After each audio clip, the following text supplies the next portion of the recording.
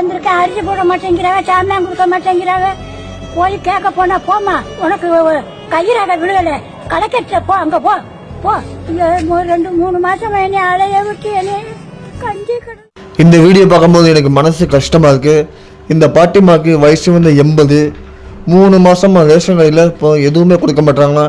காரணம் பார்த்தீங்கன்னா அவங்களுடைய கைரேகைகளில் பூரா தோல் உறிஞ்சி போச்சு.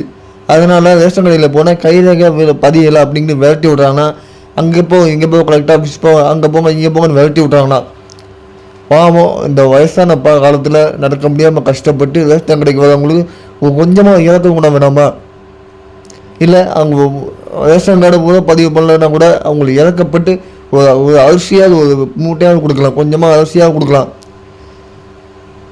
உண்மையிலே இந்த திவ்யா சத்யராஜ் மீடியா மைக்கு முன்னாடி பிடிச்சி வீர வசனம் பேசுகிறாங்களே, இந்த வீடியோ பார்த்துட்டு எனக்கு உதவி பண்ணலாம்ல. இந்த வைஷ்ணவியில் எங்கே போனாங்க, இதை பார்த்து நான் ஹெல்ப் பண்ணலாம்ல.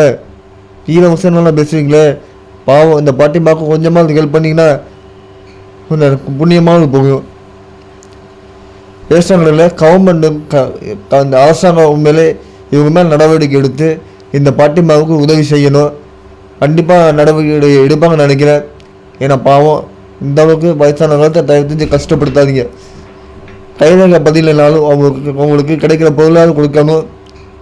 இது கண்டிப்பாக இந்த அரசாங்கம் நடவடிக்கை எடுத்தாகணும். நன்றி.